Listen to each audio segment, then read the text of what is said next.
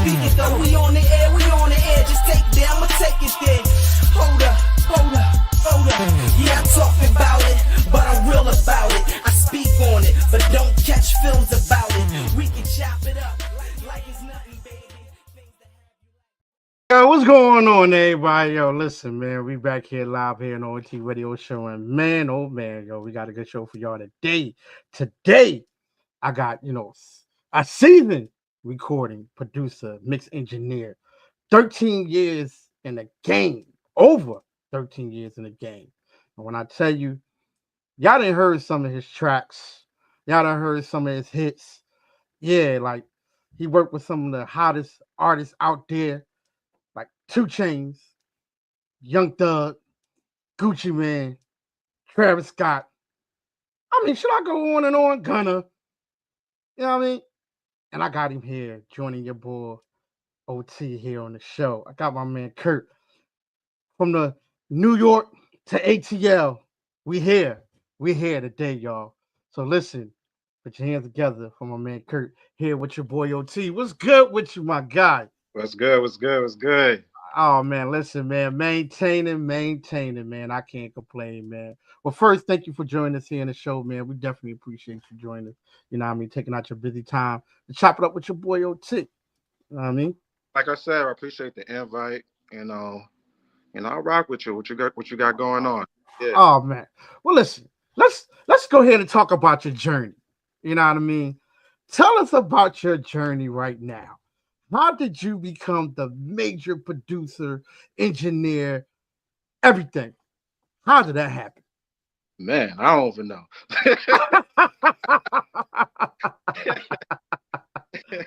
Nah, the reason why I say that is because not like I come from like a musical family or anything, you know what I'm saying?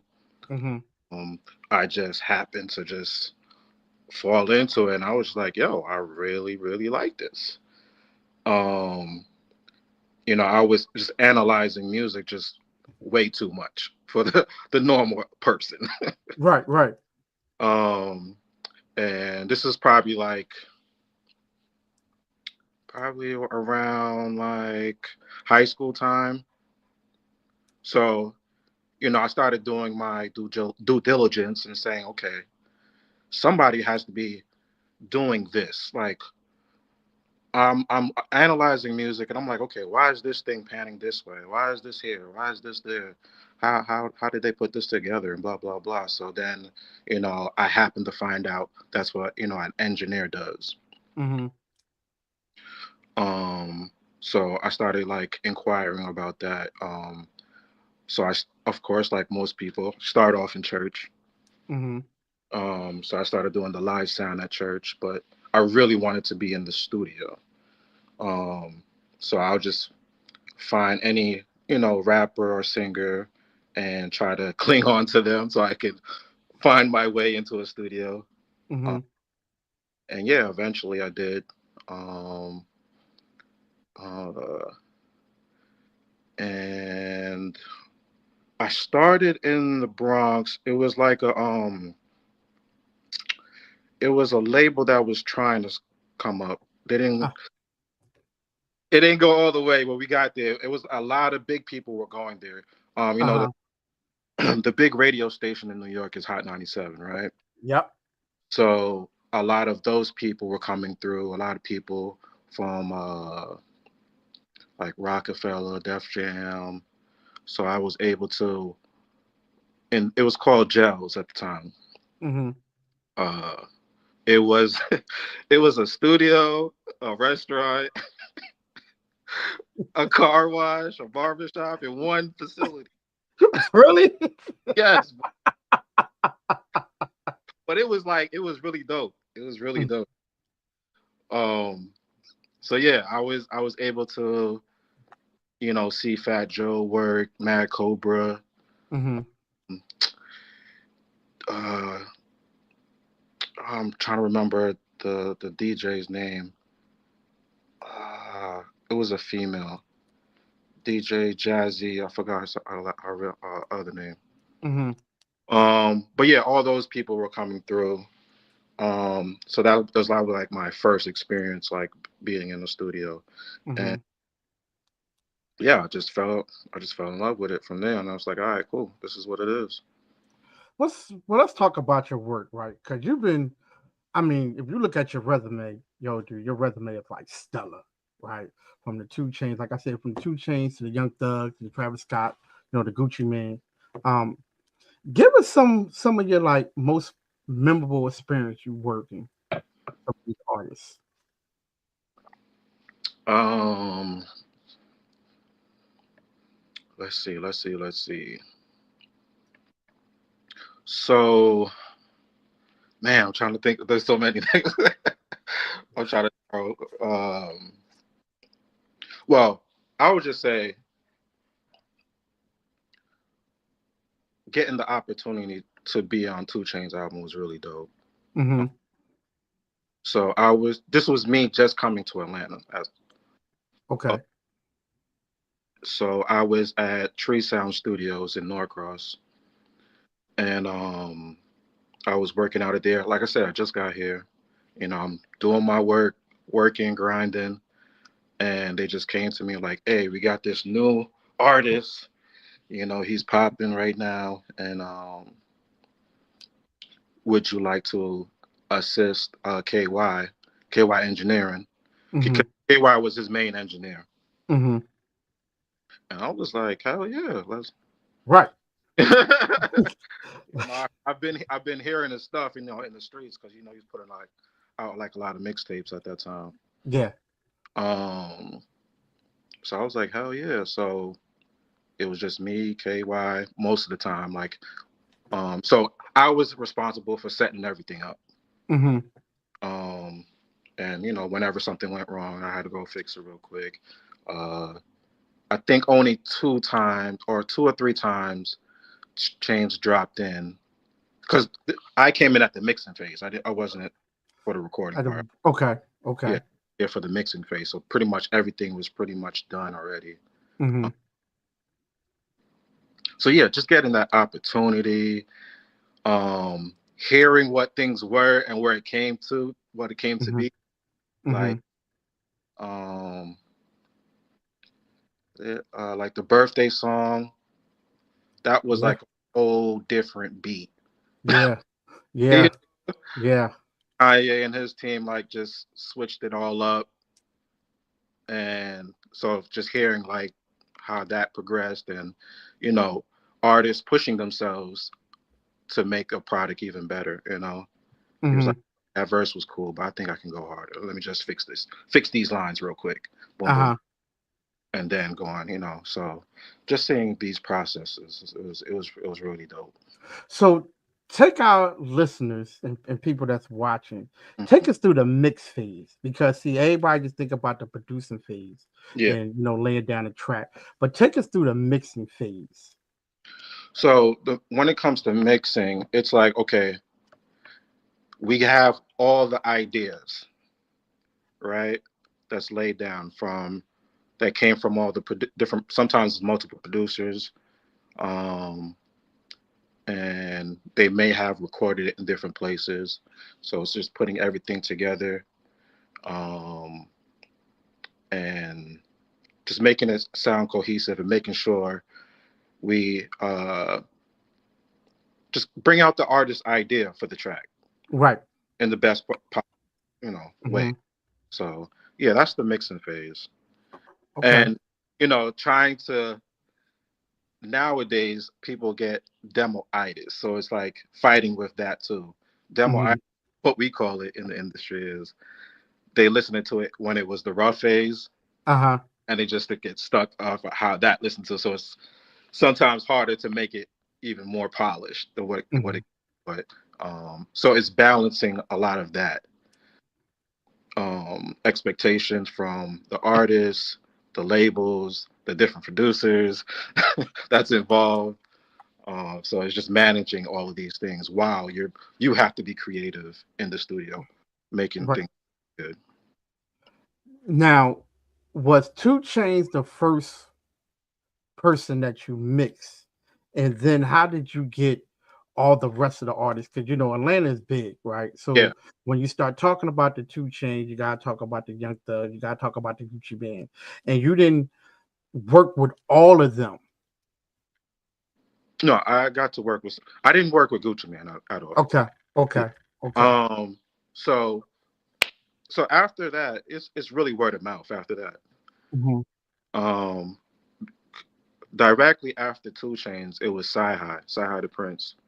Hmm. Um, and then Mickey Fax, and then like it was just word of mouth after that. Hmm. And I just bounced around, just working with different people. And then I was starting to freelance as well. So Okay. me bouncing around different studios and then Hmm. meeting different people, which broadens your network and exposes you to other people who's like, yo, I want to work with him. Yeah, so let's talk about that a little bit. You bouncing around other studios, right? Tell us a little bit about that journey and you bouncing around all these other studios because every studio is different, right? Yeah, Every place that you go is different. for sure. So give our team and people that's listening, some of the good and the bad of bouncing to other studios. Uh, I wouldn't say there's anything really bad. Um, and first, why it came to be that way. You know, back in the days, people used to really have like staff engineers, right? Mm-hmm. And you would like grow with the studio. But Mm-hmm. with laws and how the economy is now, it's too much for studios to actually hold on to engineers and like, Mm-hmm. give them a place to like, okay, you're gonna stay here. Right. So you have to become a freelancer. Um, so I wouldn't say there was anything bad besides not going to the same place, just more traveling. Mm-hmm. I feel like going around different places really benefited me because, like you were saying, every studio is different. It's a different vibe in every studio. Um, but you want to it's maintaining a certain vibe where the artists feel comfortable in all those different scenarios. That's the only part that's the same. Okay. And, every setup is different, so it's like it helps you troubleshoot better. Mm-hmm. Um, what else? What else? I would just say it's more benefits than anything because, like I said, you just meet different people, you meet different vibes. Um, okay, for instance, Tree Sound was very like industry, like super industry, right? Mm-hmm. And I was working out of Street Execs, as you can hear in the name, Street Yeah. Execs. I'm working with the streets. Right. And then, I started working in LA. So I'm Mm-hmm. working, pop people and R&B. Um, I was able to go to Cleveland. I'm from New York, so I'm back in New York. So Mm-hmm. it's, you're just gathering all this musical influence, all these, and then I'm working with songwriters. I'm working with dope producers in each location. So Mm-hmm. it's building my tool set. Right. So, if I do come across a problem with artists, they can't get in their zone, I can be like, oh, I remember in this session, this producer or said songwriter did this. Let me try it. Mm-hmm. You know. So it's just, I think there's more benefits to doing that. All right. So you being one of the hottest producers out there, right, and doing your thing, how is it when you go and you have conversations with the top stellars, lyricists out there, artists out there, and then you get the newcomers? Talk about the different vibe. The different vibe is when working with industry artists that's already established and people just coming out. Um, they're already set in their ways. Mm-hmm. You have to conform to them and their vibe. Working with a newcomer, of course, they're still trying to find their way. Mm-hmm. So more of me is gonna. I have to be more present with them. Mm-hmm. So I think that's the biggest difference. Um, so they're gonna look at me more like, was that cool? Right. I'm like, yeah, you good, you good. Come on, you got this. Okay. Now, I want you to stay in that mode right now because Yeah. we're going to talk about that a little bit. Because when you have new artists that's not set in their ways and they looking to you to give them advice, what kind of advice do you give them? Saying if they just given a 16 bar and they messed up in on the second string of the bar, what would you tell them to do something different? Like take us through, just take us through a session with a new artist. And what would you tell these new artists today if they're going to come into a session to have a conversation with a producer or engineer? What would you tell them today? Um. So the things that I see myself helping them out with, I feel it's more like confidence thing, and Mm-hmm. confidence and more professionalism. Mm-hmm. They might not, like I was mentioning with Two Chain, where they're still pushing themselves, right? Mm-hmm. Like, oh, this can be better. I don't know. Um, Even with Sci-Hi, he Right. was, he was really like, and then and it's also in the R&B world. I think that's more that happens more in the R&B world too, where inflections like really matter Mm-hmm. because on the record, people need to feel you. Yeah. You know what I'm saying? So anybody can say anything, go on a mic and say anything, but you have to come across where people can actually feel what you're saying. Right. What sets people apart.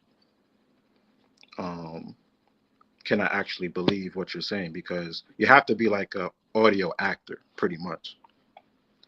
That's why when we look at Denzel, we can be like, oh, he's that whatever character he's playing. You know, he came across well. But if you watch Tubi, Yeah. you don't Yeah. really believe Yeah. that. Yeah. So there's Yeah. levels to it. Mm-hmm. So it's the same with music. You know, um, every little thing matters. Right. Uh, so just making them know that, but not being hard on them, so they don't, you know, because you have to build their confidence while they're Okay. because they're being vulnerable. Depending on the subject matter, they're in the studio, they're being vulnerable. Mm-hmm. So, like, okay, you have to balance the line between just going out there, just saying what you need to say, and knowing what the standard is. Right. Okay. Um, what was the second part of the question? I'm sorry. So the second part of the question was, what would you tell like these young artists to boost their confidence, basically to boost their confidence up when they in the studio? Because a lot of them are scared. A lot of them first time in the studio, they like scared, Yeah, right? And and and and for me, I can take that experience like I'm scared. yeah, Like, okay, do I rap fast? Do I rap slow? You know what I mean? Oh man, I'm off a beat a little bit, and then you hear the man touch the button. He like, yo, slow it down a little bit.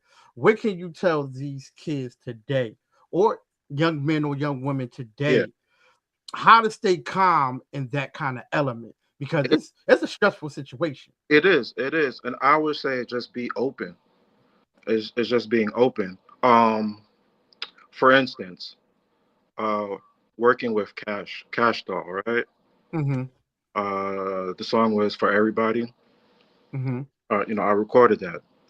So when she laid down her verse, the lead verses, right? Mm-hmm. and she was doing the ad lib parts, and I was like, "You're playing two people in the verses, so the first verse was somebody, and the second verse was someone else." So I was like, "You're doing the ad libs like a regular ad lib. It has to be like a call response, Mm-hmm. and let's do it in a telephone effect." So in the first verse, you have to be doing the ad libs as if you're the second person, Mm-hmm. vice versa. And she was like, "Oh, that makes perfect sense. Da, da, da, da. Okay, cool." And that's how that song came together. Okay. You know what I'm saying? So that would be a good example of that. All right. So finally, right, what's next for you? What are some of the projects that you are working on today, and what are some of the goals that you want to be working on for the next season? The next season is 2025. So 2020. yeah. I mean, shoot, just keep working. Keep working. Hopefully, I would like to be like, I want to help more artists. I want to help more artists. I want to be more of like a executive producer type. Okay. That's what I would like to see myself as Okay. forward. Still engineering, but Mm-hmm. I've gathered enough inf- experiences where I can help, Mm-hmm. people. So let's ask this question before you even go. Yeah. So what kind of artists are you looking for? Um, Artists that's willing to do something different. Mm-hmm. I feel every artist. There's a lot of artists that feel like they're doing something different, but they're really just following the mold. Mm-hmm. So let's say, excuse me, I feel like the only impact you can make is being the first at something. Um, because then after that, it's just like, oh, you're just doing what that person did. Mm-hmm. So just someone that's out the box. Just like when Bryson came out, he was trap soul. Mm-hmm. Everybody else was like, oh, he's doing the Bryson thing. Right. Yeah. You Yeah. feel? Yeah. Yeah. I feel you in that way. I You, feel you you in that way. kind of like, don't be scared to just try different things. Find your influences and just mesh it, and you'll be Mm-hmm. able to, create something new. All right. So now, right, because you said you want to work with different artists and you gave us details of the artist. How can they get in touch with you? Shoot, I'm on. You can hit me up on IG. Simple. It's Kurt, KURTCURT. Mm-hmm. Um, it's pretty much on everything. I was about to say on X, um, on Thread. It's pretty much Kurt everywhere. Or Okay. my website, kurtkurt.com. Mm-hmm. All right, man. Well, listen, man. I know. First, thank you so much for joining us here in the show. We definitely appreciate you. Because you part of the family. So, welcome to the fam, my guy. And you from, you know, up the block. We call it up the block, New York. So you actually from New York. But you know what? I got this one question because a lot of times when you're from the big city, right? You know, New York, Philly, Chicago, all the places. Then you go down south. Tell me your experience going down there, because mine is crazy. Tell me one of the biggest experience you had going from a big city from New York and just saying you're going to Atlanta and now you're in Atlanta. What is some of the difference? I can tell you. All right, well, he then bumped off. Well, listen, y'all, we definitely appreciate him joining us here in the show. His phone got locked in. But look, appreciate y'all. Make sure y'all join us again next week. We got another good show for y'all again. And my man T-Rell gonna be coming on. Yeah, my guy T-Rell. Finally got him on. You know what I mean? He gonna be joining us here in the show. Back at it. Hey, I think my man Kaden came back. Yo, he didn't switch the phone. He done came back. He done came back. Listen. He don't got Metro, y'all. He ain't got Metro. Okay, he ain't got Metro. You feel me? You know what I mean? You know, he got something special. He ain't got Metro. But yeah, take us through one of your experience before we go. Take us through one of your experience coming from a big city and then going down to, you know, Georgia and stuff like that, Atlanta. What you mean? Like for me going to Atlanta was a different experience for me because everybody was too friendly for me. Yes. Yeah. Everybody. I swear to you, I wasn't used to it. When I pulled into my neighborhood and just everybody's like, "Hey," I was like, "Yo, I don't even know you." Like, yeah, like, that's yo, weird, and that's like crazy to say. But coming from a city, like everybody's like, "Yo, get out my way." Everybody like, "Hey, how you doing?" And look at this, So I got accustomed to that, right? So I'm one of them people like, "Hey, how you doing?" Right? Right. I went back to New York now. Man, and I was like, I think I was on the train. No, I was getting off the train, and I got on the bus in the Bronx, and I was like, oh, and I think no, I was getting off the bus, and I said to the driver, I was like, all right, have a good night, man. And he just looked at me like nigga. I was like, oh shit, I'm back home. Facts, man. Because you know what I mean. Because honestly, man, like I was like, damn, dude, they ain't got nowhere to go. Like they walking slow, and I'm on my speed zone. Like, yo, come on, get out my way. You know what I mean? Like, well, we think it's just a regular walk, a regular stroll. They're like, yo, why you walking so fast? But I will say this, man. You actually, you know, once you go down to any part of down south, depends on what's down south you want to talk about, but you actually start to enjoy life and realize that it ain't gotta be so fast. Right? It ain't gotta be fast. You know, us living up north, everything is so fast and speedy. Down there, it's like slow motion. Yeah. And you be like, yo, dude, why you only going like 55? Cause like, yo, I got to go. They like, go ahead. They move over. They go ahead and let you pass. All kinds of stuff. And I'm like, yo, dude, people too slow for me. But you grow accustomed to it because then you realize, like, damn, dude, you know what, man? Life ain't this fast like we used to. Yeah. And you know, I'm really from Jamaica, so I'm born in Jamaica. So bouncing around these different places, you appreciate everything. Yeah.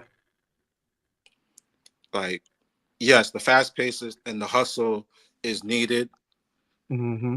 Knowing when to slow down. And then, like I said, coming from Jamaica, you don't have lights. Your lights might just turn off for no reason. Mm-hmm. So you have to bathe in cold water. You're not getting the option. So it's like you just appreciate everything. So yeah. Yeah. So make sure we tell people out there, you know, when y'all go to other states and other cities, remember you are an outsider. Yes. Remember that you are an outsider. Like everybody think Atlanta's like, oh, yo, Atlanta's nice. There's certain parts of Atlanta that ain't nice. It ain't nice. And that you're not accustomed how a bad part looks. Yep. So you might think, okay, this is a good area. No, not at all. Because we're used to, we come from big buildings and you see outside where the bad area is. You can in real time see it. Yeah. They're outside with it. That's a fact. You feel me? So when you come down here, or even Cali, and you're just seeing nothing but houses and and stuff like that, they're more inside with it. Yeah. You know, or the trap is in there somewhere. You have to just pick up on things a little faster. Yep, that's a fact. That's a fact. Well, yo, man, once again, man, appreciate you joining us here in the show, man. Like I said, man, you got to come back on, man, because I know you got some new stuff growing up for this new season that you got going. So once again, hey, my man, Curt, is here. Join us here in the show, man. We definitely appreciate you. Keep doing your thing. Hey, man, I'm gonna hit you up later on. Okay. All right, bro. I appreciate you, man. Appreciate you, man. Yes, sir. All right. All right. Oh man, yo, good show, y'all. Have my man Curt, super producer. Like I said, yo, he got his stellar producing game is crazy. But make sure if y'all looking for a nice producer, like you said, he willing to work with people. Hit him up. Hit him up on the gram. Hit him up on Facebook. Hit him up on. Matter of fact, just Google him. It'll pop up. Everything will pop up. Well, all right, y'all. Listen, man. I thank y'all so much for joining us here in the show. Next week, I'm gonna have my man T-Rail gonna be joining us here in the show. Yes, my homeboy T-Rail gonna be joining us here in the show. We're gonna chop it up a little bit with him. I met him back in ATL, so he's gonna be joining us. And yo, we here. Thank you for watching here on OT Radio Show. Peace.